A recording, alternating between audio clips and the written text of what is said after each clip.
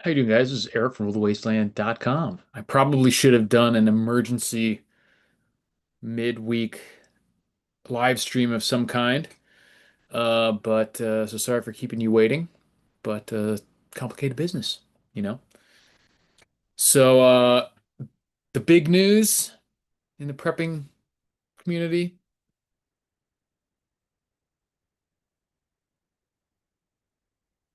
I don't think I need to say I told you so, but I do so enjoy it.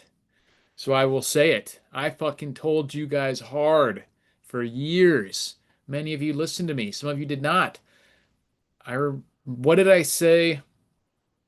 It was only probably 3 or 4 live streams ago when I was talking about, should you or would I buy at these levels, these insane levels of 50 plus.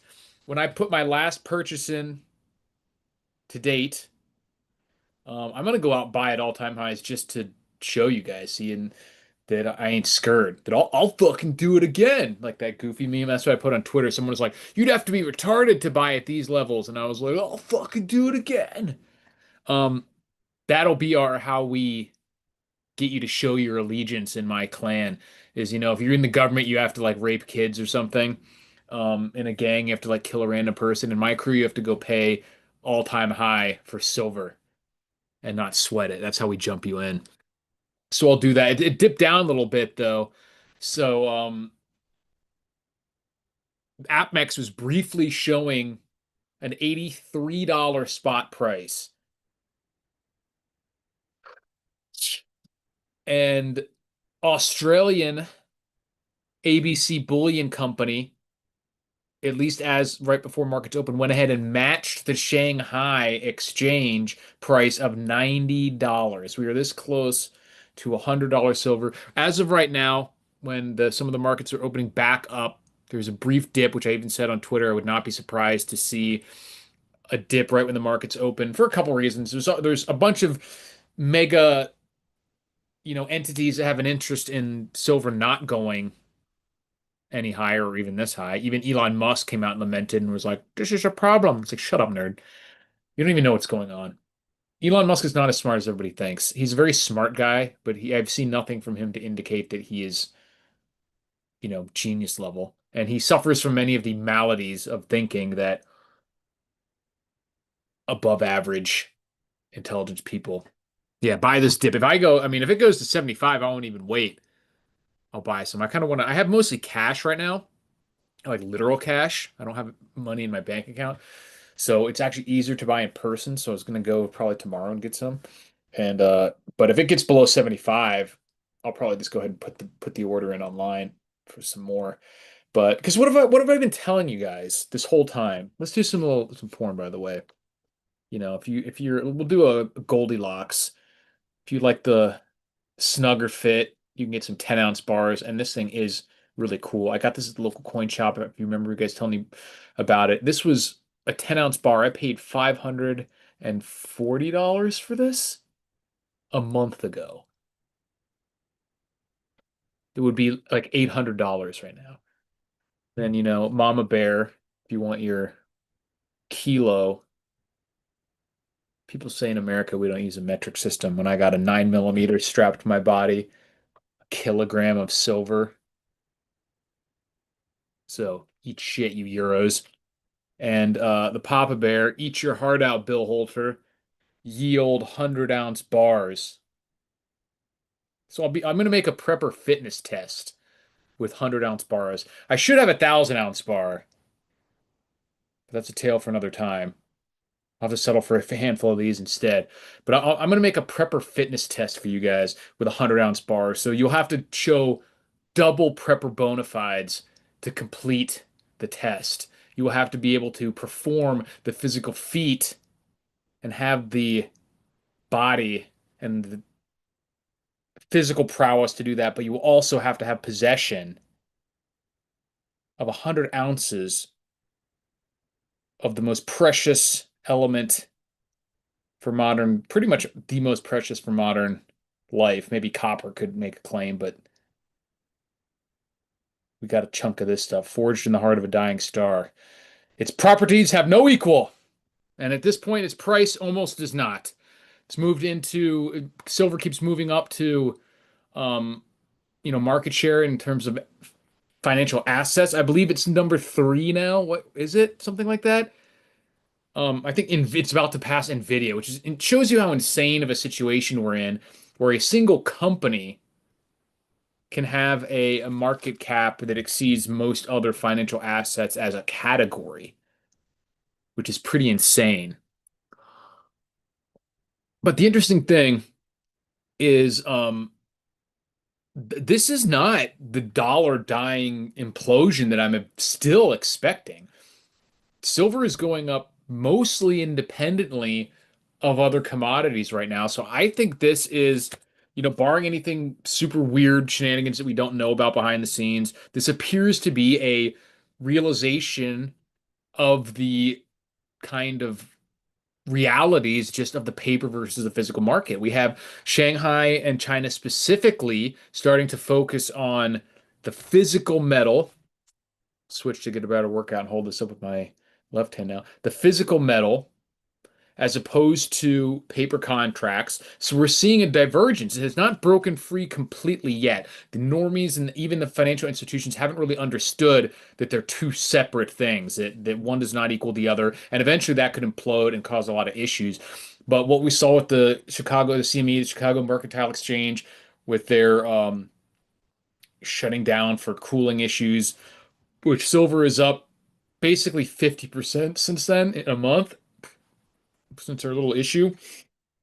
Um, is that like people trying to get delivery, realizing that there's going to be hiccups, they might not be able to do it. So then certain entities, especially foreign ones like China, realizing that we don't want paper, we want stardust in our hand because that's what we actually need when you're talking about. No, I don't buy. I keep hearing this figure thrown out there of like a Tomahawk missile uses an entire monster box worth of silver. I don't buy that as a actual like technically correct data point. That's just a shitload of silver, and it doesn't even make sense given the total weight of the rocket and that amount of weight of silver. But the point stands is it is probably using a lot, multiple ounces of silver at least, and not to mention that is just one specific use. It's all over the place, including batteries and solar panels.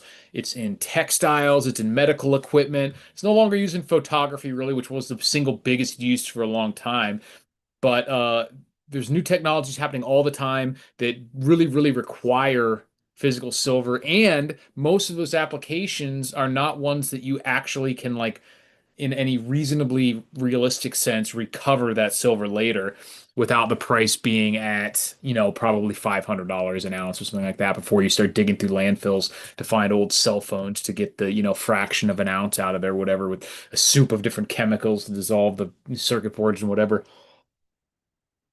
But and I really think we're starting to see that divergence now, especially as China and other entities are saying we need the silver for drones, we need it for bombs, we need it for new Samsung batteries and all this other nonsense, and realizing that like when people start collecting or asking for it's not just a financial asset anymore or a financial instrument, silver or paper, it's just another stock, whatever. No, it is a real item. It is the Earth's scarce resources that we are holding in our hand, and you know people like me are trying to sit on as big a hoard as possible and not let you have it. Um, yeah, what am I talking about? Landfills. Hopefully you're full of silver as well. How much are they pulling out of the earth per year? I know gold is about 2.5% inflationary via mining. Yeah, the as of right now, I don't remember the exact numbers, but there is a negative inflationary effect in regards to how much is being used versus how much is being mined. So we're actually using more per year, last I checked, the actual demand. Now, not all that demand is being like used up in the industrial sense that I just said, but all the stuff that silver is being used for, there's more of that than there is coming out of the ground. So it's actually not inflationary at all in that sense with the current amount of mine production. Now, as prices go up, more mines will come online, but yada yada yada. But we're seeing, production, I'm sorry, industrial use increase as well. We're seeing, personal stacking increase for sure. And then there's the currency element that no one's really, looking at silver too closely for, but it's always there. It's going to be there.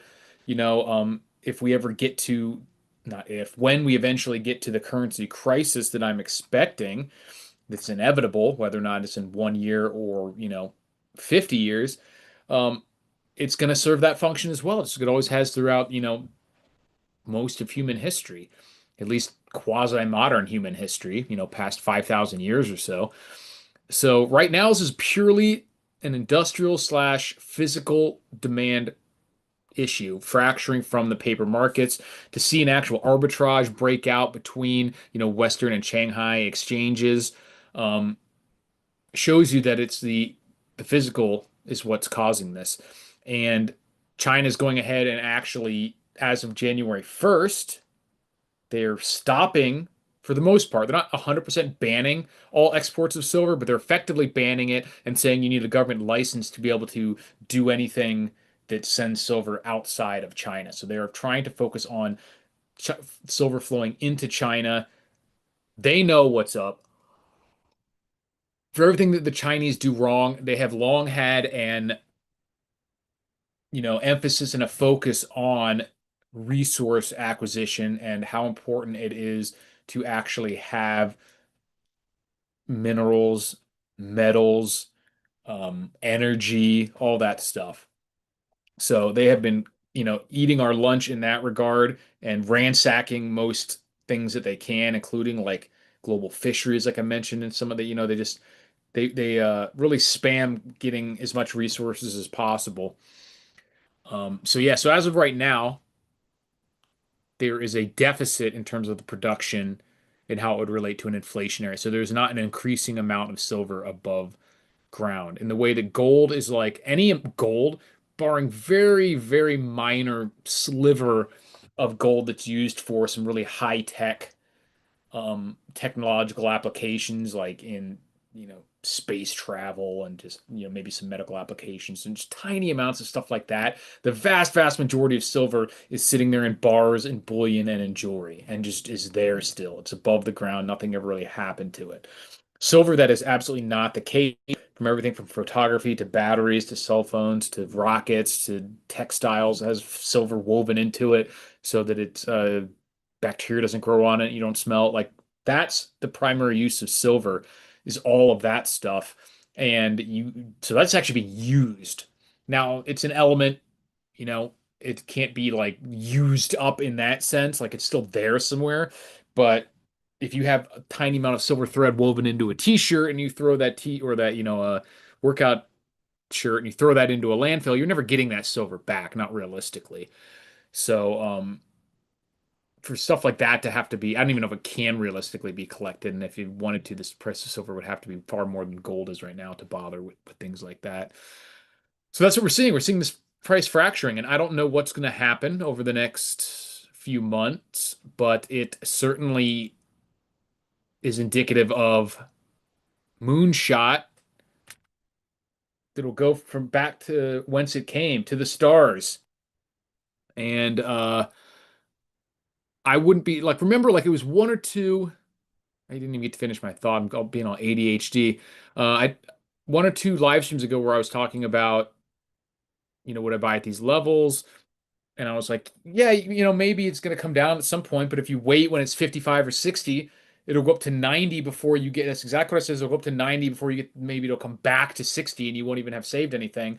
And then, but if you don't get the crash, then you've lost out on all that. And I feel like that right now too, and I think that's probably exactly what we're going to see is get up to around $100, somewhere in the 90s before it'll finally, people will start to get like really spooked and some of the, more papery handed stackers will try to take some profits and they'll pull out all the stops to try and get the prices down to stem the flow and stock up on what they need.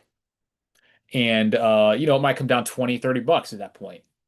Maybe somewhere in the 90s back down to the 60s or whatever. And but I mean that was ahead of where it was when that or the same thing could happen now. If you don't want to buy now, maybe it'll get up to 120 before it comes back down to 100. So I think the best way to do it is, like I said, I don't treat this as a trade. I'm not a trader at least when it comes to, I mean, I'm not period, but especially when it comes to precious metals and that sort of thing. This is the way this is money, this is wealth, this is what I'm going to hold unless I need dollars for something else. I treat this pretty much the same way I would treat ammunition. Like I'm going to buy it because I think the dollar's losing value and I'll get more of it now. And then I'm just going to sit on it until I either need to use it or I find something else that I need and then I can maybe sell some of it or trade for that. And so that's how I treat this. I'm going to put my wealth into it and gold. As of right now, I will say that if we get to very extreme levels of gold to silver ratio. Like gold is still going up, but not nowhere near the rate in the past month that silver has.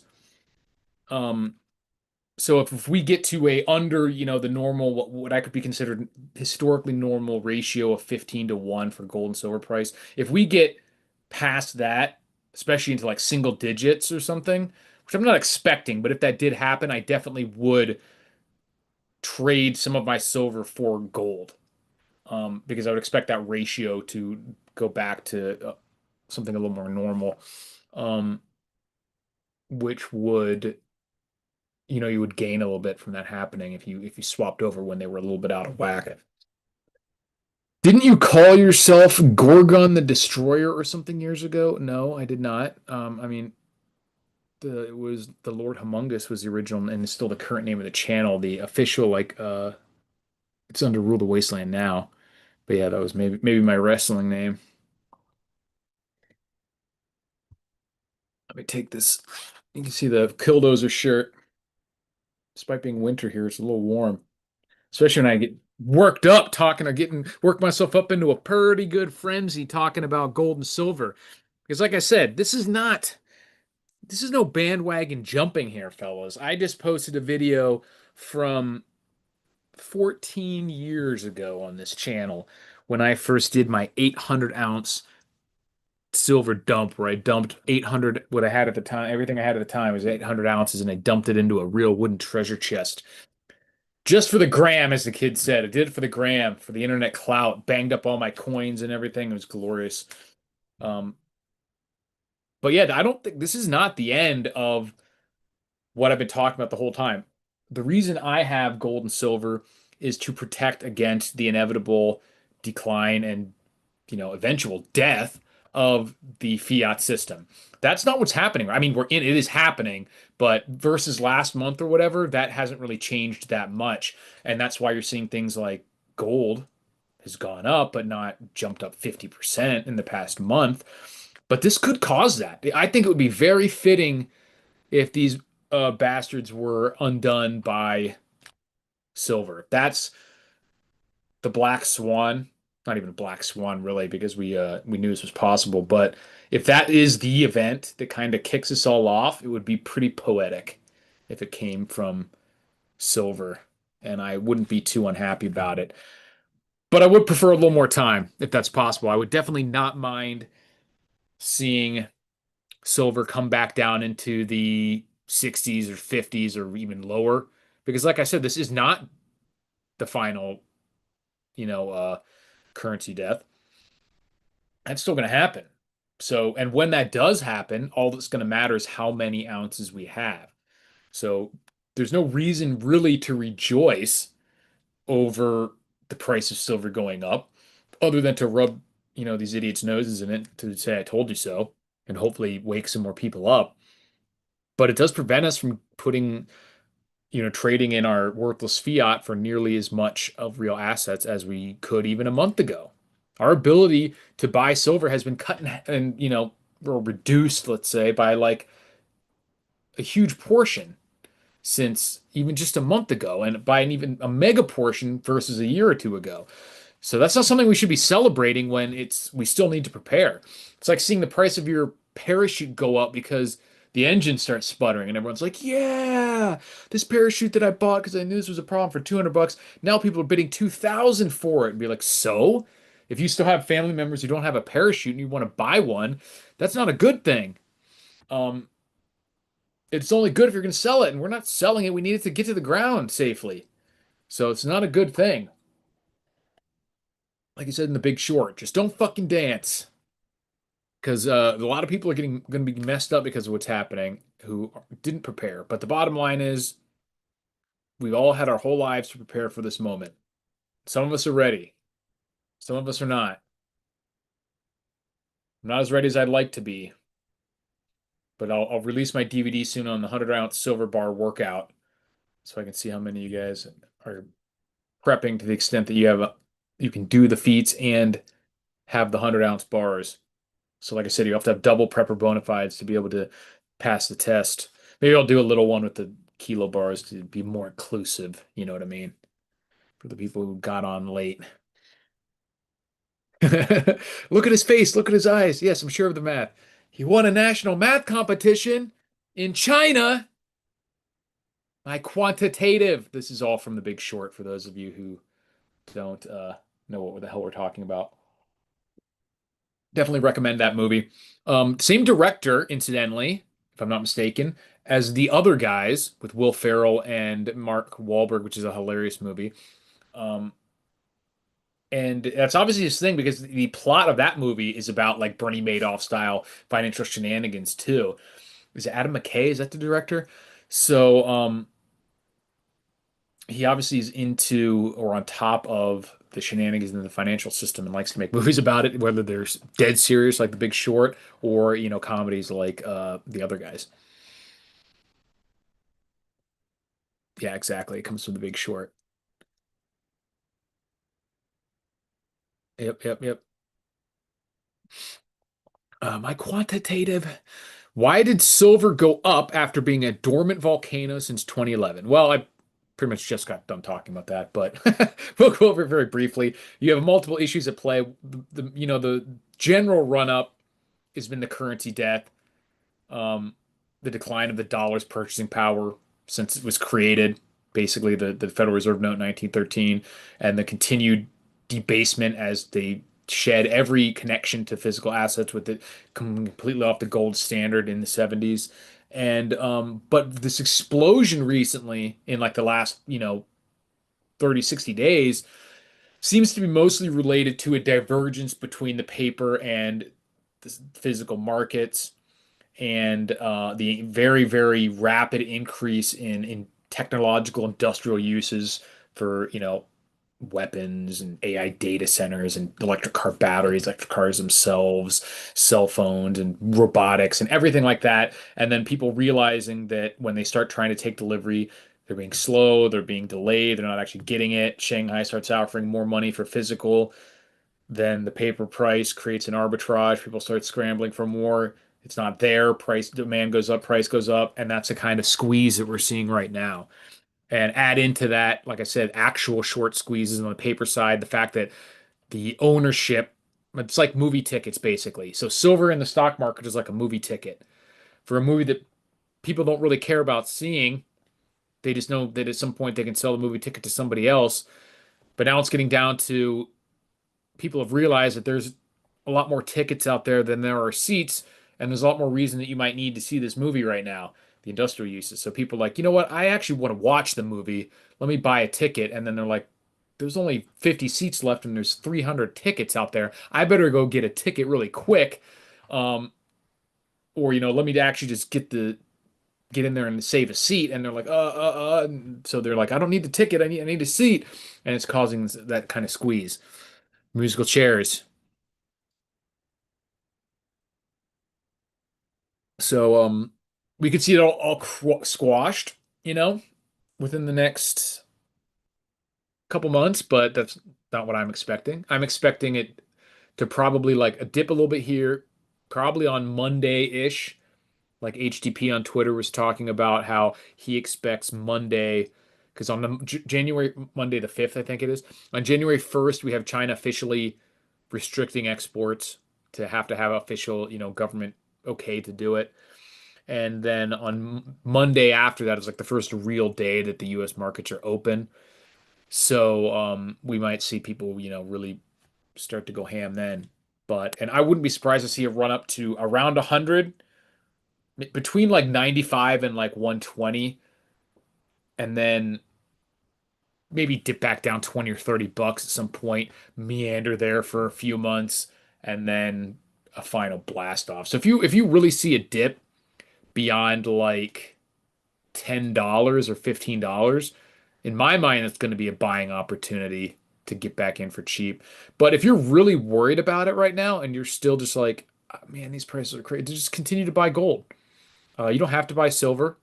Silver and gold are going to perform the exact same function of protection against the decline, the actual final real decline of the dollar, the end game, as Rafi Farber and Phil Lowe call it, um, which could be very soon. It could be next year. I'm very chronically early in these things, so I wouldn't be surprised if it, is within the next several years. I've said for a while I think it'll happen within Trump's term. Um, and the way things are shaping up and getting so weird, I really don't think we got another 3 or 4 years left in this. But especially if we get to midterms and the Democrats win, which looks likely at this point, that could shake confidence in the markets going forward because they're known to do things that are for good or bad. It's usually mostly bad because it's you know um unrestrained by the proper vision. Trump does things that are very bullish for certain industries in the markets. Um, and in a vacuum, that's good, but it's not necessarily automatically good. And the Democrats are not the same. They're already like introducing these crushing new taxes in California that are going to push bill, like a 5% well tax, stuff they don't even know how this shit works. And one thing I've always done, I think I've talked about this before, and I'm in enacting more and more kind of uh what's the word? Not bottlenecks, but like screening like this. Is it more and more I'm coming to understand that I've always been a little bit naive in the fact that like when people are asking questions, I try to give them the real answer. Um, and like kind of assume that maybe they are actually looking for information and could have their mind change and they're trying to figure out the truth. And that's just not the case. They're either incapable of being convinced with data and information, or they're just not even asking in good faith to begin with. And most of the time, that's both are true. And even if both of those are not true, a lot of times they just are physically incapable mentally of grasping what the fuck is going on. Um, like in No Country for Old Men, where he's like, "You don't know what you're talking about, do you?" So one thing I've done is I've come up with more and more of these like screening type questions where if they don't get them right, I'm just like, thank you for your time. There's no point in throwing your pearls before swine, if it's just a waste of time. And so when someone comes up with a question, if they come up to you and beef to you about like tariffs or a wealth tax or the billionaires need to be taxed more, I always ask them a simple question. I mean, it's simple, but it's not easy. I just say, yeah, before we talk about the economy and, geopolitics and all this stuff, let me just ask you a question. When I went and got a mortgage and they put that money in my bank account to go buy this house, where was it immediately before that? Like, where did that money come from? And when they get that question wrong, which they always do, I just say, cool, I appreciate it. But if you don't even know the basics about how money is created and flows in our system, why the hell would I give a shit about, I say it more politely than this. I'm like, why the hell would I spend any time listening to you or giving a shit about what you think the fixes are for the overall system when you don't even know the base level of the pyramid of how this thing even fucking works? You're talking about like we need to like how to fix the car, and you can't even tell me that runs on a gasoline internal combustion engine. It's like just depart from me. You're wasting my time. There's no point in talking to this person. And like I said, I say it more diplomatically than that, but I just let that be my understanding of there's no reason to talk to this person at all. And I'm trying to find out and come up with, screeners like that for every type of kind of a conversation that can be had. Because unfortunately, you'll just find that most people are incapable of really having a real conversation about and even if you get to the point where they hear you and you actually answer their questions, their brain just breaks anyway. And they're literally, I've talked to my my buddy SPQR here before about like when you will ask them a real question, be like, so why doesn't this happen? Or why don't we just do this? Or if we did that, wouldn't this just happen? And they just go, they literally give you a blank stare, like blue screen, and then they'll start talking. It's the weirdest fucking thing if you've never experienced it. And then they stare at you, their brain, you see their brain rejecting it, and then they reset and they'll just continue talking about like you didn't even say anything. It's the weirdest fucking thing ever. It's like true NPC action. So you ever see that, realize that you just don't, there's no point in talking to those people. NPC face for sure. Yep. It's the weirdest fucking thing if you've never, you're like, did you hear me? Like it's the first time it's like out of a fucking movie. It's really weird. And it usually happens quick. So you have, if you don't have a good like, I don't know what they call it, emotional EQ, or you notice body language, so you might not even catch it, but it's really weird and awkward when you see it in person. It's like they live or something. All right, let's go. What do we got? Questions. Start at the beginning. Ba, ba, ba, ba, ba. Yep, $83 earlier. I saw that on AppMex. Currently, we are at the price of $77. 79, back to 79. Like I said, I'm gonna go out there on Monday and not pool, put in a buy, a modest buy, maybe 10 ounces or something like that. Um, I'm really close to in my stack getting to the next even 100 ounces. So if it was like whatever 90, I'm at X 190. And so I need like 10 or 12 ounces to get to the next even 100. So that's a really appealing purchase. And like I said, showing you guys, just like getting the gang tats, you got to pay all-time highs or you're not in it. The question is not, as I've told another one of my friends, the question is not how much should we pay for silver? The question is always, do you possess the constitution, the depth of faith to pay as much as is needed? And someone on Twitter said, you'd have to be crazy to buy, so what do they say? To buy silver at these prices or to buy silver right now? And I said, I think you'd have to be crazy to buy Federal Reserve notes at these prices because that's what you're doing. Just like every day you don't sell something for that price, you're saying that it's worth buying for that price. So every day you don't turn dollars into silver, you're saying that it's better to have dollars than the currently coinciding amount of silver. Eric, are there still those $10 slot machines that give out those Silver Center tokens in Vegas? There are very, very few token slot machines left in Vegas. There are a couple in some of the old downtown places that do it for, the nostalgia that you actually get the bucket with the token because some people like that, but very rare. Only done for the nostalgic effect, and none of the tokens are like the old or silver or collectible or anything like that. SBQR, I wonder about junk silver being a good buy or not. Spot is 80, but junk silver is going for like $65 an ounce melt value. Um, yeah, I don't think, like I said, for me, I'm not buying it to turn it back in to fiat right now, and certainly not anytime soon. Um, and we've seen, I remember it was not that long ago, a couple of years ago, where the exact opposite was true, where um, the junk was like trading at a weirdly high premium versus the other forms.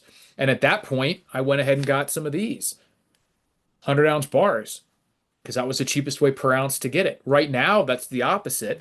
And it seems like junk silver is trading at damn near spot. And like I said, at if you go to sell it, a lot of people are only giving you, maybe less than anything else. But I expect that stuff to kind of come and go. So I tend to go for, barring when I see something cool, I just want to buy it like this, or have my pirate booty and I get my hands on some cool silver.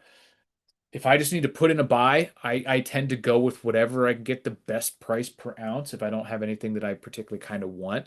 So I have zero fear about buying junk silver right now because of, the weirdness is going on in the price. But I also have a very varied collection of silver. So if at any point I need to buy a little bit of something or liquidate a little bit of something, I have a smorgasbord to choose from of the various things. So if I needed for some reason I needed to raise money right now for an emergency expense and I had to sell off some of my gold and silver, I would choose something other than the junk because I have that. I have bars. I have Silver Eagles. I have some cool, stuff that might have a little bit of a premium. And that's kind of how I buy too. So I sell whatever's doing the best and buy whatever's not. But if you have a very limited silver stack, and you really don't want to have to deal with at some point, then the Silver Eagles are probably the way to go. They're the best of all the worlds in terms of um, recognizability, usability, maintaining its, premium and its cost and all that stuff. But overall, I think junk silver is one of the best things you can do in terms of how it's going to perform in most of the scenarios.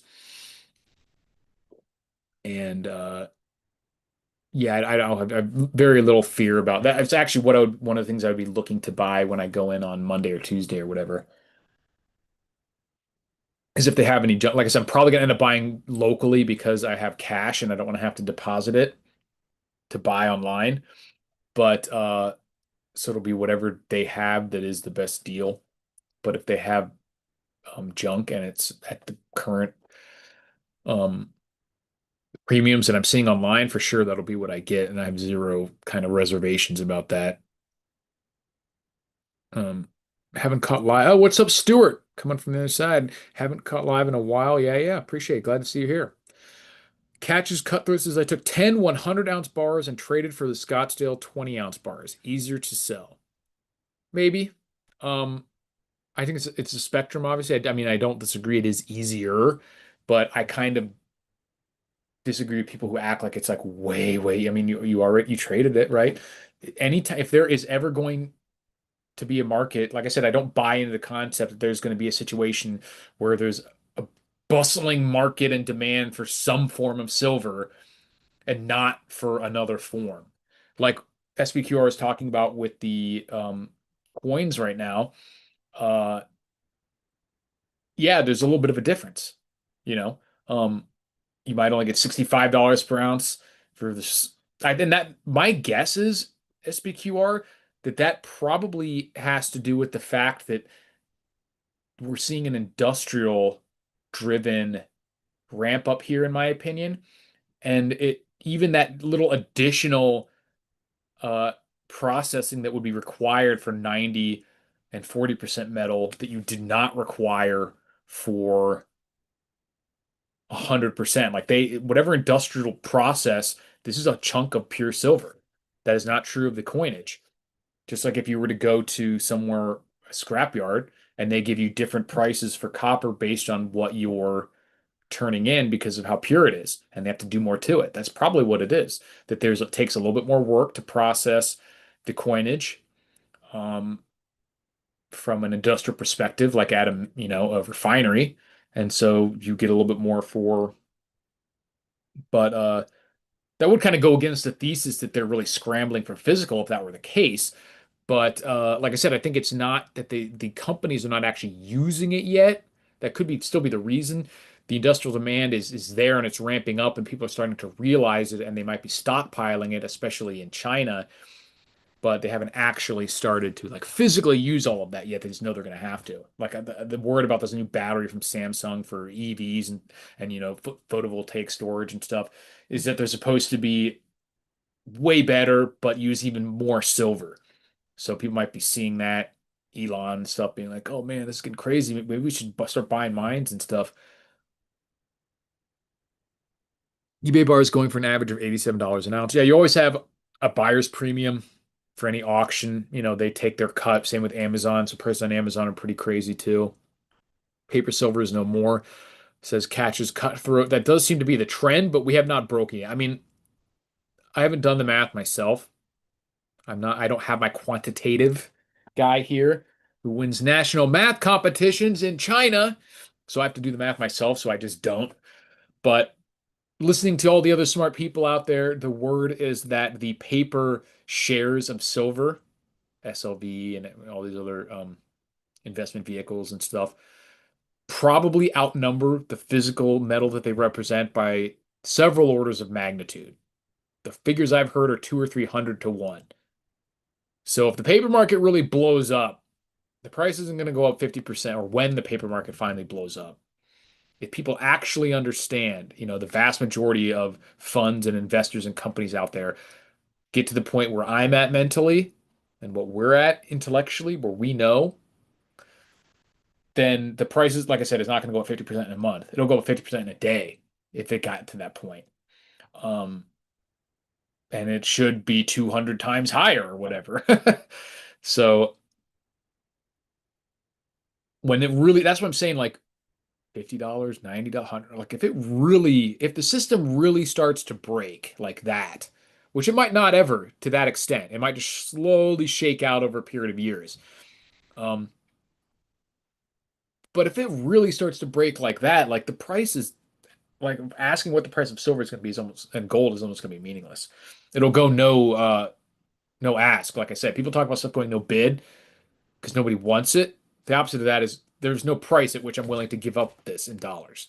Like I mentioned before, you could be like, how many styrofoam packing peanuts would I have to give you for that silver? And I'm like, I mean, no, infinite slash zero, it's the same. It doesn't matter. Like the trade's not happening. It doesn't matter. You have to give me something that I actually need. Styrofoam packing peanuts like that, or like dirt or whatever. Like it just doesn't matter. It's like Zimbabwe dollars. You can no longer go to anywhere. There is no exchange rate anymore for the 1.5 trillion. It's like it's not that that's not enough. It's to ask the question is just nonsensical. There's no price. It's worthless. It could be septillions. It could be 10 to the power of 10 dollar Zimbabwe dollars, and it doesn't matter. Um, and that could happen at some point. I don't think it's going to get quite that gnarly because as soon as that process starts to happen, we'll see some switch to a new form of currency, that's what I expect to happen. And I expect that to happen within the next, I'm going to do my predictions video coming out here um, at the very end of this year, very beginning of next year. I'm going to have two videos. I might merge them, but one will be going over all the predictions that I've seen. And if you guys could do me a favor to cut myself off, if you could, anytime you see preppers and gold, silver, and geopolitical and economic, and any of these commentators making a video about their predictions for 2026, could you just like either send that to me on Twitter or rulethewasteland@gmail.com or something like that? Just make a list of them. Say, here are some prediction videos because I want to add them all to my keep track of it when they're easy to find so I can compare them for next year. Rhodesia dollars had value. Wonder what happened. I mean, diversity is our strength, so it couldn't have been that. Um, hard to say. Hard to say. Trace not, want not. Cash is king, but physical gold and silver is the best. Yeah, cash is king in certain situations. But like I said, I've got a $150 trillion in cash here. Is that king? Can I pull that guy out? Where is he? I don't even know if I have it in here anymore. Where's my little dollar guy? Oh, well, I thought I had it in here. Guess not. Find that later. Is 150 Zimbabwe dollars king? Because that's cash. We use more silver than what is mined. That is apparently the truth. Um, and it's pretty significant overlay right now, I think. From what I can remember, it might be like 25% or something like that. Let me see what we can, if I can find that current silver production year. All right, so the AI stupid robot. Here we go. We'll go to the Silver Institute. Silver supply and demand. Million ounces. So we got a trillion ounces. Sorry, a billion. 1,030 millions. So that's a billion. And that includes mine production, recycling, physical divestment, um, about a billion ounces in 2025. And the total demand, they're listing at 1.148 billion. So three to 5% or 3%. Oh, that's right, not 25%. I was thinking like 5%. Because I remember watching one of the videos where I forget who it was, but they're talking about someone else had said that because of how silver is needed, it's like a very inelastic demand. It's not like gold, where if gold gets really expensive and there's an overlay like that, like a lot of people would just be like, well, I guess I'm not investing in gold right now, I'll invest in something else. But when you talk about how people need very inelastically, like there's no other way to do these things than to use silver. So, and especially because relatively speaking, the amount of silver in a lot of these things is minor percentage of the overall cost. Like a Tomahawk missile, even if it were a monster box of silver, which I don't buy that, but let's say that it is 500 ounces of silver. Um, it's a lot of money, but like a $1 million missile, instead of being, $20,000 worth of silver, it's $100,000 worth of silver. That's a pain in the ass.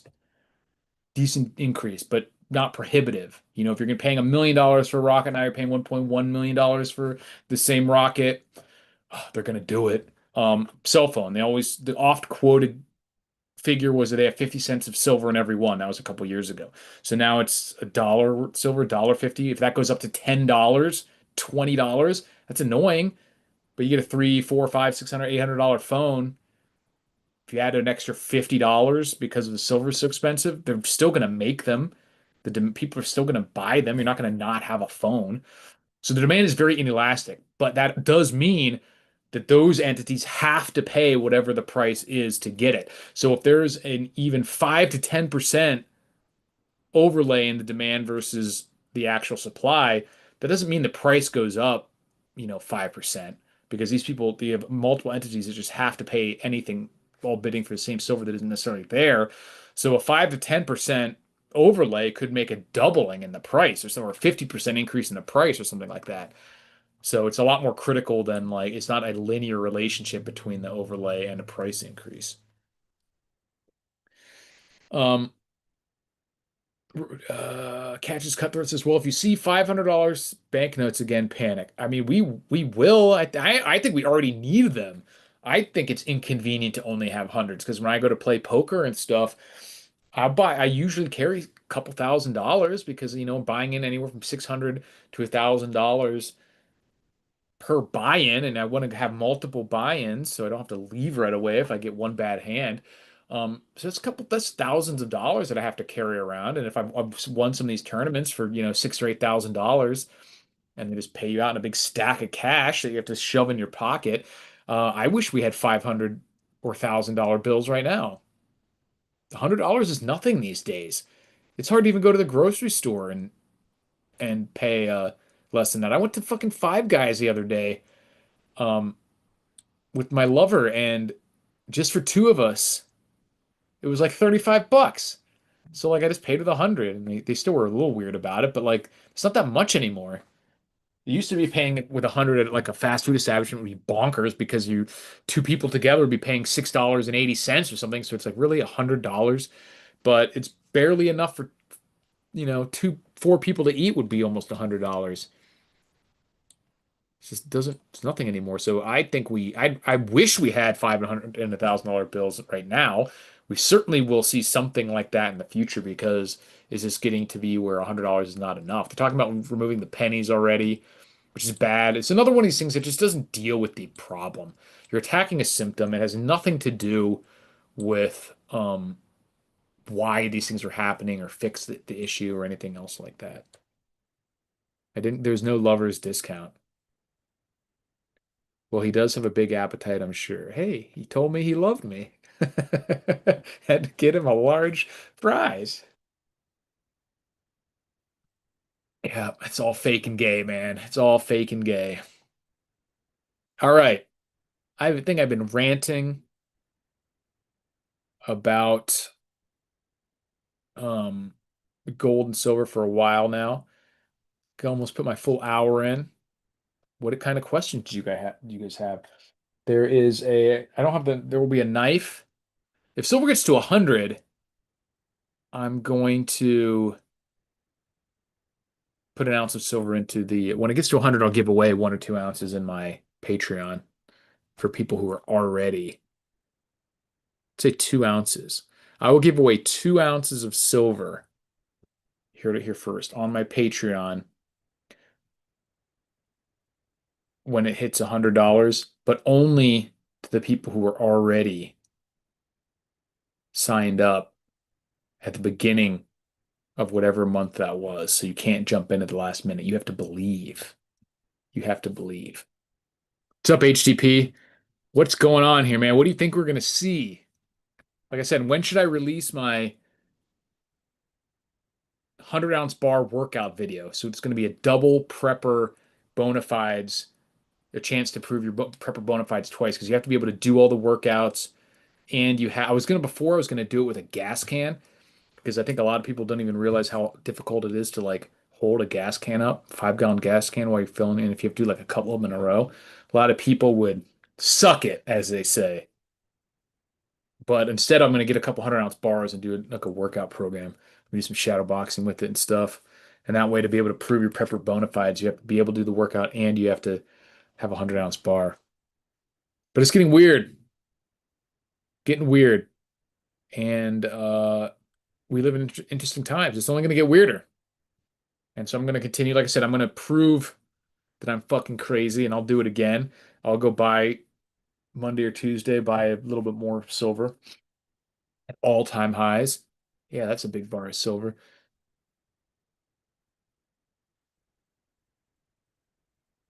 This is the Apex one, which, Apex is whatever. They're not the prettiest, but they are still poured. I really like, I don't even own any 100-ounce bar. Bro, this is, what would you say you do here? No, I realize these are a bit beefy to buy because you have to buy all at once. So if you're like dollar cost averaging in, you're pretty much never going to end up with one of these because you would have to. It's probably not even smart right now because you would have to like wait for a few months, most people, to be able to buy it. I bought most of these either from situations where I got a decent chunk of money at once, like a poker tournament or something like that, or a long time ago when it just we weren't seeing this run up. You could save for a while and then buy without having to lose a ton of purchasing power.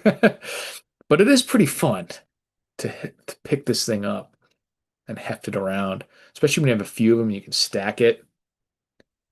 But I really want one of like the old school Johnson Matthey forward bars. There was one at the local coin shop.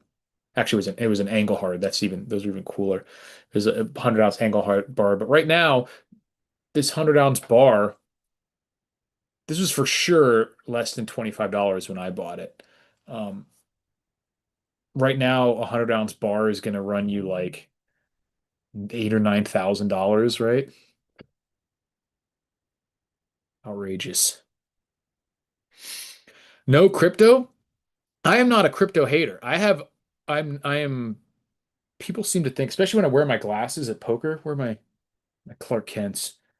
I've got this multiple times because I don't dress like a bum. I wear a nice button-up shirt and I get my Clark Kent's on because I'm old and I can't read the cards anymore. I'm like, is that a queen or a jack? And then I lose money. So I have to get my Clark Kent's. And I've had multiple. First of all, the thing I get all the time is people say I look like Guy Pearce from LA Confidential. What do you think? We do side by side is live. I can't do that. I can see it. Not certainly not the worst. I'll take it. Because at first they're like, "You look like that guy from LA Confidential." I'm like, "Kevin Spacey, fuck you." And I'm like, "Oh no." The other and then the other thing is people think that I'm like in tech all the time. And I'm like, dude, I'm too skinny, dude. I gotta get back to working out more. Um, or get contacts or something. And I'm like, dude, they get to hear my rant about apps. I'm like grabbing like tech. If I have to download one more fucking app, I'm resurrecting the corpse of Ted Kaczynski and going on a rampage. And they're like, oh, sorry. I'm like, toasters have apps these days. And I just go on like a boomer tirade against technology because I hate technology. What am I even talking? Oh, crypto. And yeah, so the bottom line is I am not technologically savvy. I'm not stupid, but I just have zero interest in learning technology and everything. And I understand the arguments about crypto. A lot of them are true when it comes to the properties of cryptocurrency as a technology, the blockchain, all that stuff makes sense. Um, but I have yet to see a good explanation for Bitcoin or Ethereum. but specifically Bitcoin, as to why Bitcoin itself is destined or guaranteed or even has a really good shot of being higher in 10, 15, 20 years. There is nothing, Bitcoin has useful properties. They functions well as a currency, medium of exchange. It's non-inflationary, so it can be stored, blah, blah, blah, all that. All the functions of most of at least of the functions of a currency that you would want, it has some of those. It has a lot of them, but they're not, and they're inherent, that they are the properties of Bitcoin, but they're not unique. There's nothing unique about Bitcoin other than its brand and it's has a decent first mover advantage. So it's ensconced now. But you could absolutely just make an exact copy of Bitcoin that functioned exactly the same and had all the same physical properties. And in many cases, that's what a lot of the cryptos out there are. And they're even better in a lot of cases. They have improvements. So, like, what specifically about Bitcoin, other than brand and first mover advantage, does it have going for it? That these other cryptos or other future cryptos that have the same properties do not. And so, in my mind, there are. See you later, Mr. Landfill. Appreciate you swinging in. Um, there's a lot of realistic scenarios where, excuse me, crypto and specifically Bitcoin could go to zero. They're not necessarily, very, very likely, but they're absolutely realistic. I see plenty of them, especially when you're talking about a specific crypto, and especially because we're seeing more and more not even evidence, it's happening. The government is moving more and more into the space with all these stable coins, everything. So the more the government gets involved, the more these things are going. And I don't care what the Bitcoin people say. If it gets like banned or if you don't have access to reliable power and internet, it just does not work very well. And you could say that, oh, there could be two people on the planet after you know, huge shit the fan event and you can still trade crypto in this way. All you need to do is like dust off an old money. I'm like, you could do it with a telephone and the code. I'm like, no one can do that, you fucking nerds. Like, are there four people on the planet that could do that? Like, yeah, you could still do it, but the value isn't going to be $100,000 per Bitcoin anymore. So it's just a bunch of nerdery in my mind. But I have said for a long time, and I do think this is the case, that simply because like people like Peter Schiff are a little too much on the hater side of it. And there's a lot of things that Bitcoin can, and crypto specifically, can do that is useful that gold and silver can't do. Specifically, the ability to transact mostly instantaneously without a regard to distance or, physical transportation or anything like that. That is very useful. I'm not going to lie. I'm not going to hate on it just because I like gold and silver and resources that come out of the ground. There's a reason why we use dollars and these other things instead of trading in physical gold and silver because there's a premium and a value to these conveniences and these capabilities that gold and silver don't have. So that is a real intrinsic value. Like I said, it's just not unique enough to Bitcoin to where I'm willing to put a lot of money into it. But like I said, I've said for a long time that Peter Schiff and others have said that like Bitcoin is directly linked to the dollar, and it's not really. You can't have something that is a fixed amount be directly linked to the dollar. There's nothing inherent in Bitcoin or crypto that links it to the dollar. That's just the price discovery that we have for anything right now. Bitcoin is no more linked to the dollar, in my opinion, than the hammer in my garage right now. It's priced in dollars.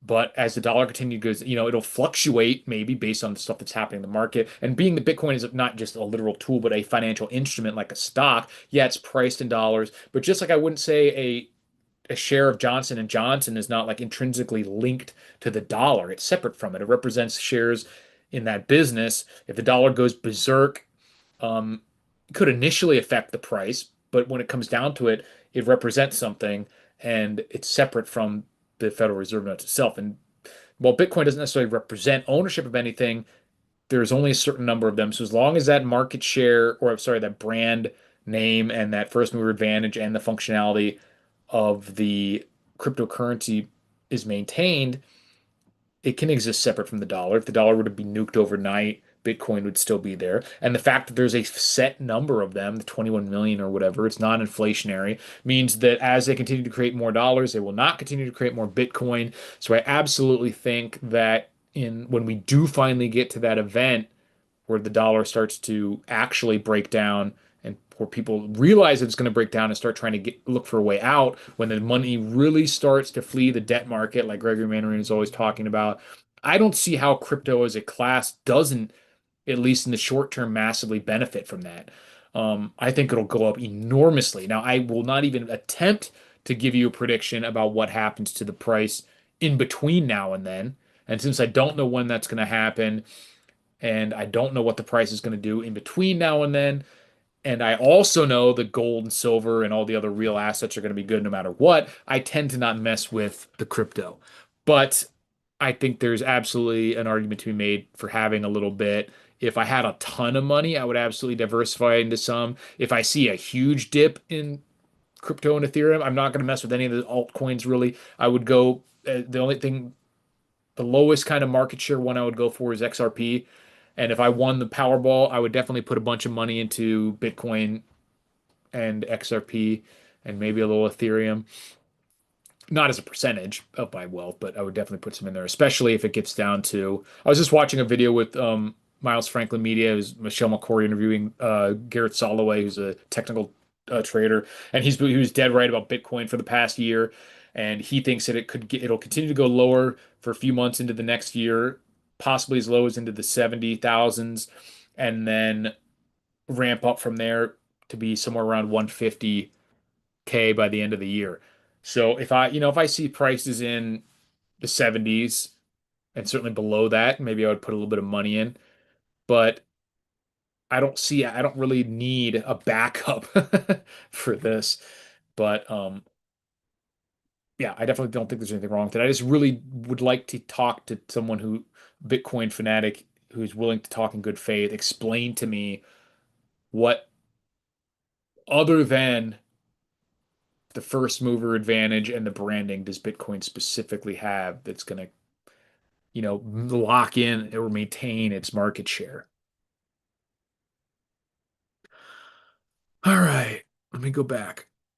Nvidia is switching to servicing AI almost exclusively. They do 3 billion yearly on gaming, 50 plus billion already on AI. Do you find it odd how heavily we're going in all in this stuff? It's fishy. It's either fishy or it's scary, and probably both. And I'll explain a little bit on that. There's a lot of fishiness going on for sure. There's a lot of circular financing where they will buy or invest in a company, and then that company will pledge an order and they count that as revenue. So, like, we're selling all this. It's weird. It's not really real in the sense that you and I would think of sales and income.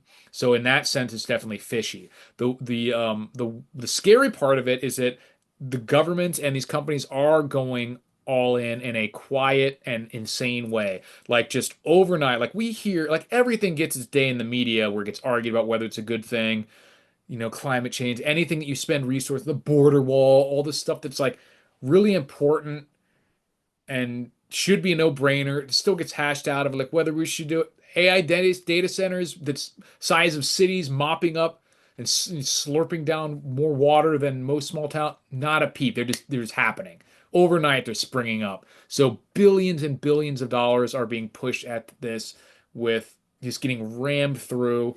Um, Definitely this is with government involvement and intelligence community, involvement. So that's the scary part. And obviously the ostensible reason or the easiest way to explain it is that just the race for this super weapon. If AI ever gets to the point that I fear it might, and all these other people seem to think, be excited about, where it's like a super intelligence, basically. That's incredibly powerful, and you can't really be second place. But at the same time, ushering in this entity is incredibly, incredibly dangerous.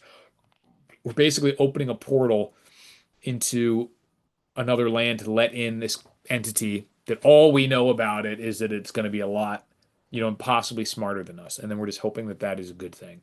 So that part is scary. Silver and gold are God's tender, accepted from the dawn of men. Be safe. Oh, I saw that. What do you think it would take to make an exact copy of Coca-Cola successful? Easier said than done. Correct. And that's a good example because it's kind of the same situation. Like anyone can make the exact beverage when you go throw it on the shelf and um it's not going to do as well. No one's going to pay the same prices for it. But they are on the shelves and people are paying for them. It's not the same price. So it's kind of a perfect analogy. And now the question though is that where this divergence is it people are saying that Bitcoin is being purchased not for that reason. People are claiming all the crypto and Bitcoin are claiming that it's because of its properties. They're saying this is buying because it fills a niche. It's this tool. It functions as a currency. But that doesn't jive with the argument that like you go and you can have Sam's Choice that does the exact same thing. If people were buying, you know, the Coke just to, like you see all those reels that are like 50 things you can do with Coke. You can use it to scrape the oxidation off your old whatever, or you can clean with it. If it was stuff like that, no one would buy the Coke because you don't need to pay the premium. The brand doesn't matter. So that's what I need explained to me in Bitcoin. How do you reconcile that with Bitcoin when the only difference between a lot of these other cryptos and Bitcoin is that brand name? Why should I count when you want me to pay 70,000, not 80,000, $90,000 for a Bitcoin? How can I count on that branding and that, the fact that they're ensconced now because they got big sooner than had the first mover advantage are holding up over the next 10, 15 years?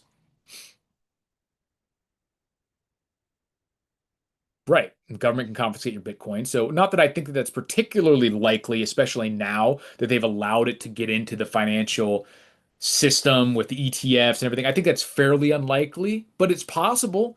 And obviously, it's certainly possible they could officially compensate gold and silver too, but a lot easier to hide and maintain control of physical assets that you're holding in your hand versus these electronic things that is all everything's going to be tracked. You can't sell without the all these other bolt. They could just make weird taxes about it. So there's a ton more scenarios from all that stuff where Bitcoin becomes way less worthwhile than there are those scenarios for gold and silver. SBQR says, I would like there to be a mega vault with independently certified silver bullion. We buy X ounces and then transact based upon that. I think that would be better than any crypto, perhaps. I mean, allegedly, those are companies out there that do that. These vaulting companies. I don't have any experience with them. I know some people like Clive Thompson, Mario Aneko, and Rafi and Philo and all those guys talk about these companies. And the only thing I do know of is that if you start looking into that, make sure that it is allocated and not pooled, and that there is never any like any kind of hypothecation or anything like that. You want you're just paying strictly for vaulting. I want to own a specific amount of silver and have that silver allocated to me, not a big soup of like we have all these people have 500 ounces, so we have this 500 times that. Like I want my silver to be mine, and you will pay more for that because you will have the only way they make money off of that if they're not leasing it out or hypothecating or doing any of this nonsense, which you don't want. The only way they can make money doing that is if you pay them for storage. So you will have to pay a monthly or yearly fee for that. But they absolutely have those companies. Um, if that's what you're talking about, anyway. Bitcoin is still monitored by the IRS. Of course, I mean, everything is supposed to be, and they want to. But if you have any designs on them not knowing what you're doing, you can't do anything online. Even as, I mean, buying on AppMex and everything, like there's going to be records for all that. If you didn't want someone to know, you would have to buy cash locally. But at the very least, there aren't rules or nearly as much tracking about like, buying and selling physical gold and silver. So even though there's records of maybe of what you bought, that's the end of it. It's not like it has to be registered or you don't have to tell them when you trade for it or something, if, barring tax implications. I'm not a financial advisor. Excuse me. Whew. It happens and there are cloudy days for no solar and you run out of gas. Off-grid teaches you a lot, I imagine. Northwest Montana represents. Right on. Catcher said I use around 30 bucks of electricity a month from the grid to keep my battery bank topped up. That's not too bad. You could probably get few more solar panels to wipe that out completely, huh? Depending on where you're at. SPQR says hundreds of cryptos are superior to Bitcoin by many metrics. I agree. And that was kind of my entire argument, or question rather. Bitcoin was simply the first crypto widely adopted. That's it, as far as I know. Right. First mover advantage and the branding got it in. It's widely adopted. It's institutionally ensconced now, hence that advantage. But that's Bitcoin's advantage. The technical advantage of crypto exists in all kinds of crypto. In fact, there's many crypto out there that surpass Bitcoin in whatever those metrics are by like every single one of them, other than how widely adopted it is. Which are the cryptos superior to Bitcoin? I don't remember them off the top of my head. I know there's a lot of depending on what metric you're looking at, like so even like the clearance time, like Litecoin is better than Bitcoin. It clears fast. The transactions, how much energy it takes, all this other stuff. You could pick a metric. There's going to be one out there that is better, and there's probably some out there that are better in every metric, depending on what you value. So just like pick a metric. Yeah, almost all of them. Exactly. Bitcoin is not that. It's like one of the first. So obviously it's not as technologically advanced in any of those metrics, but give me a metric, a crypto metric that you think is important, and we'll look it up, see how Bitcoin ranks in everything but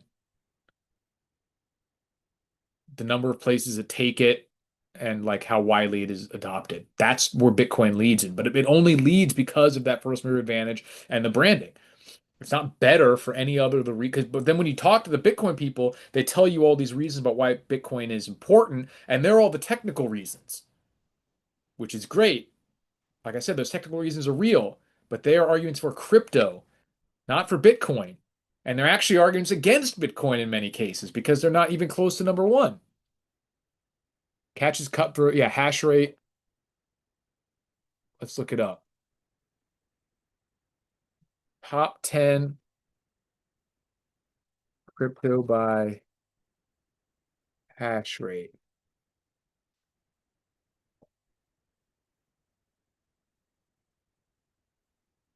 Well, hash rate is how many people. So Bitcoin, it says leads by massive margin hash rate. Okay. Now we don't have to look up what hash rate is specifically.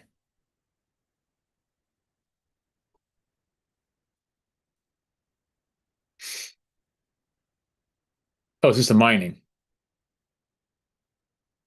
So I'm saying using it though. Anything that goes with the using of like why no one is going to say Bitcoin is going to be, $200,000 in a year because it has the best hash rate. I'm talking about what like when people are saying why Bitcoin's going to be worth money.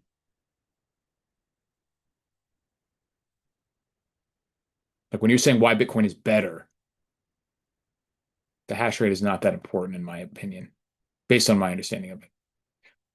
Because it says hash rate is what has a rate in the context of cryptocurrency mining, measuring the processing power, guesses per second of a network or miner, crucial for blockchain security, with higher rates meaning more security, measured in hashes per second. This computational power determines the mining difficulty. So you could argue that it's harder to crack or counterfeit, I would assume. But right, how the network is defended from attack. Um, so that's good. That's one. But is that really why Bitcoin is 1,000 times more expensive than Litecoin or what was the other one? Monero or Ethereum? Like, what's the rate of these actually being cracked at all ever? Like, is that really a concern that justifies that entire price premium? Some of it, sure, but when a lot of the other technical metrics are behind, maybe. I mean, I'd be willing to accept that argument if it could be presented coherently, but I don't see that as being a primary. I think for me, like from what I understand, like I said, I'm not technologically advanced, but from what I understand, this isn't a huge problem. Like crypto being cracked in a little like brute force cracked. Obviously, there's lots of phishing type scams. You get people seed phrases and all that stuff and passwords, and you can, scam them out of the Bitcoin. But actually, literally cracking the with quantum computing or whatever, that's not going to be a problem until it's a problem, and then the whole thing doesn't work. No one runs a Litecoin node or an Ethereum node. And how does that affect the price valuation if you don't need to do the same things? I can still, like, I've had this online gambling site that I've used before. I always use Litecoin for it because it's like, I don't hold Litecoin, but I'll like buy, $100 and put it on there. And it's like so much faster, so much faster. And you're saying if I have like Litecoin in a hard wallet or even on Coinbase or something, is there really that much more risk of it being cracked?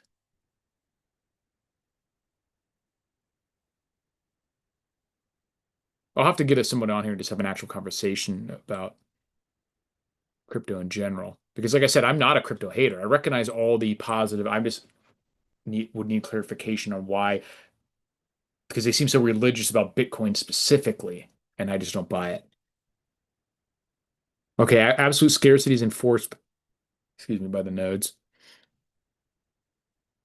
Need a CME event to end this debate. I'd rather not that happen, but yeah, that would obviously be now. But at the same time, I don't. That's kind of a variation of the you can't eat gold argument.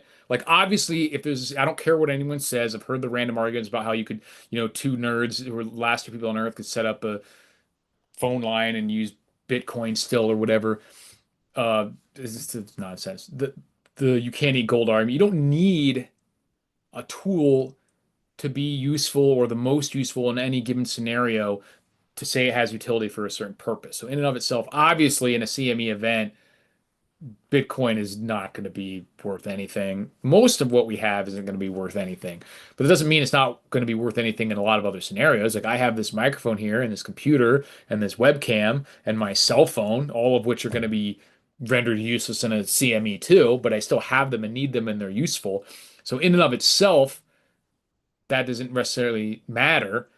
But if you're talking about that's why you're getting something is to be prepared for major events, then yeah, Bitcoin and crypto is probably not going to be, if that's something you see as being an issue, then gold and silver would be better. But at the same time, gold and silver is not going to save your ass in a, countrywide CME either. We're going back to the Stone Age.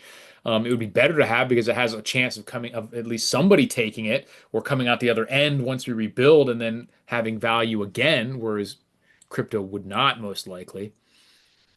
But a major CME event would render a lot of things, a lot of plans useless.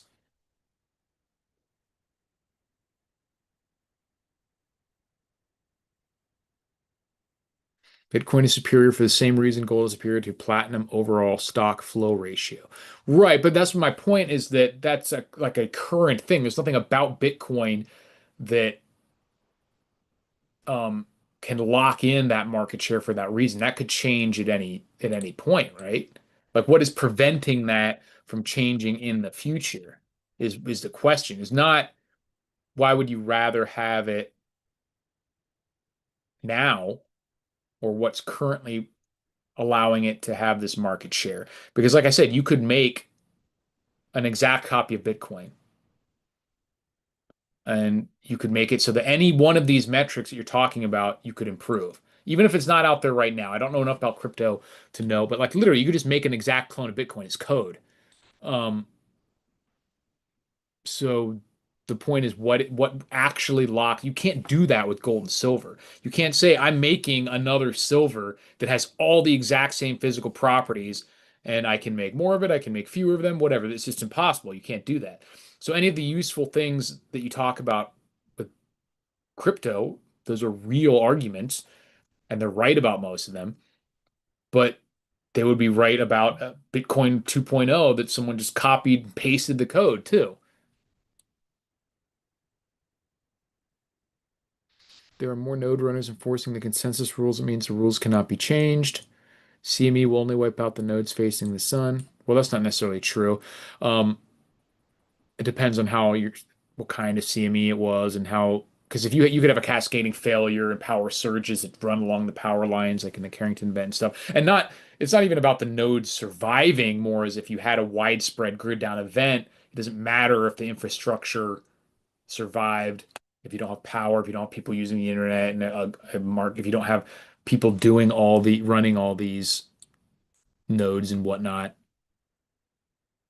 the nodes on the opposite side of the planet will continue running. That's my point, though. It's like, yeah, okay, the nail salons on the opposite side of the planet will be running too. No one's gonna be using them because we're being the worst shit to fan event in human history. Do you think David Bateman is raising an army yet to protect his stash? Do I know who David Bateman is? I know Patrick Bateman. I'm so bad with names. David Bateman Silver is the first thing that came up. I guess I don't know this guy. Does he have a big stash of silver? He looks kind of like a nerd. Founder and Presh and Harvested Tech Unicorn. Oh, tech. This is what people think I look like. Fuck. Now I gotta share screen. When I sit down at the poker table, this is why they think I'm a. I mean, not that this guy's bad looking, but this is what they're seeing.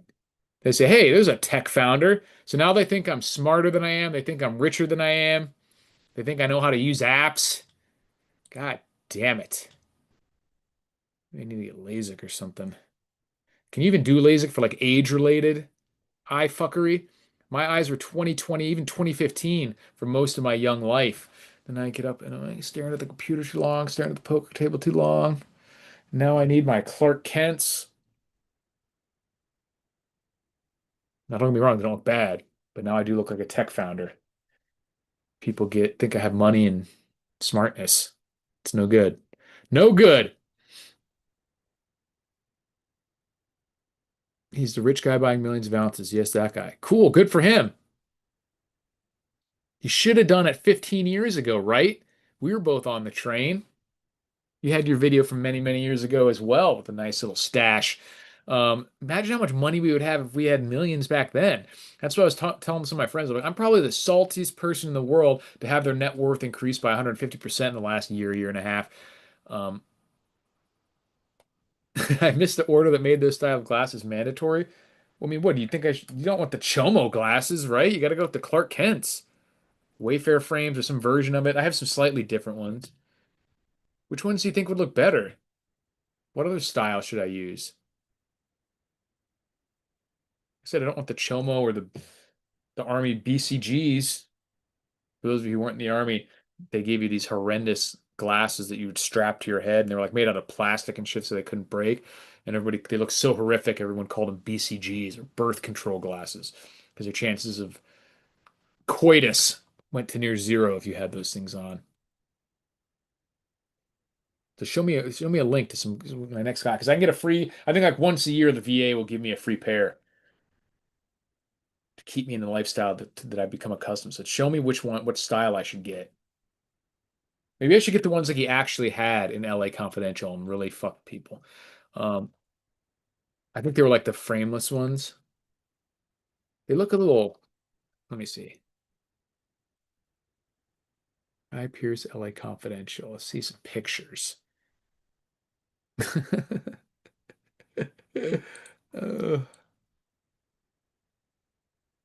What do you guys think? Is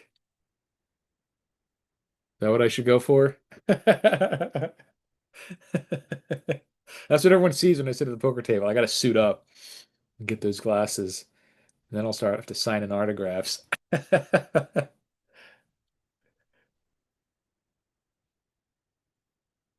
funny. Funny times, funny times. The monocle. Yeah, right. And then I can't you get like all what if you just did two monocles and had to hold them in the whole time? Then you could drop it in if it was you really surprised, you'd be like, oh, oh.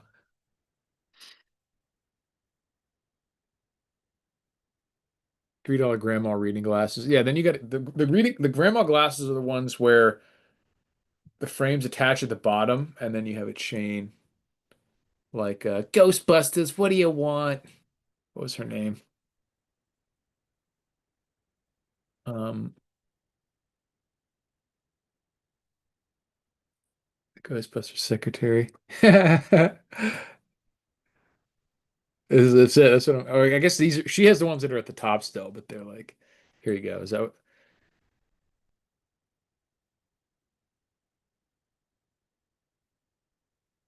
what I need?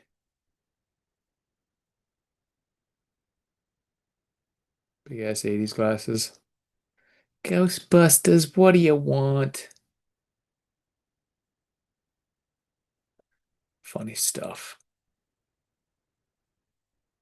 But yeah, appreciate you guys watching. Remember to get your silver if you want the 10-ounce baby bear, a kilo mama bear, or the 100-ounce papa bear. No matter which you get, you will be feeling just right. And like I said, for those of you watching, for the month that gold, if gold gets $100, I will give away 2 ounces of silver to random people on my page who are paid Patreon members, as long as they were paid members before, at the beginning of that month. So sign up for whichever month you think gold and silver is going to hit. 100.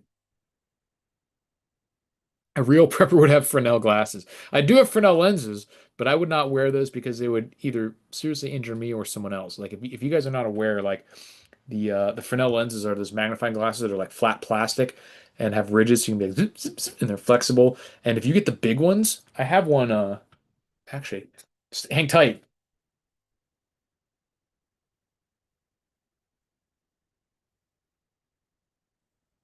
So normally they're like don't feel right doing live stream without my headphones in. I feel like, even though you guys aren't, I'm not hearing anything. It just cuts me off from the outside world, feels more right. So normally they're like credit card sized, and you can start a fire like instantly. If you get yourself one of these, you can like literally like melt coins with this. And in fact, especially out here, like it gets like thousands of degrees beam, like death beam. Um, you have to be really careful with these. If you like leave this lying around, like on the floor or like lean up against, even the light, that potentially even artificial light, but certainly if you have like the sunlight coming in or anything, you will like melt your shit, burn down your whole house. See if you can get a. I can't even see the image. So you have to be really careful. You can start a fire damn near instantaneously with this, but like you can't even look. You have to use like welding glasses or like eclipse glasses because it just makes this like it's like welding. It'll fucking roast your retinas. I don't even remember where I got this. Some industrial like website online. You can get them all over like Alibaba and stuff nowadays too. But um, yeah, make some glasses out of these. So you got to put them in like a sleeve. But yeah, you can even you can melt shit with that. I'm definitely feeling the just don't dance vibe, silver rising makes everyone poor. Yeah, exactly. I don't know if you were here for the whole live stream, but I literally referenced that exact part of the Big Short where he was like, just don't fucking dance. He's like, a lot of people are getting crushed by this, and it's not specifically yet. Like, there's no one out there other than big bank assholes who are shorting silver who have gotten hurt by this specifically, like immediately. But we're all hurt by not being able to turn our fiat into silver at nearly as favorable a rate. So this is not something specifically to be celebrated. We're at dangerous times. Like I said, it's very similar to you bought a parachute and you're sitting there, and now if you had a real-time price data, the engine starts sputtering and you're seeing people start, and you're like, yeah, this thing that I paid $500 for is now worth, $1,000 or $25,000. It's not good. You know what I mean? Not good. Silver will hit $100 in January. Question is, when will it hit 200? Yeah, good question.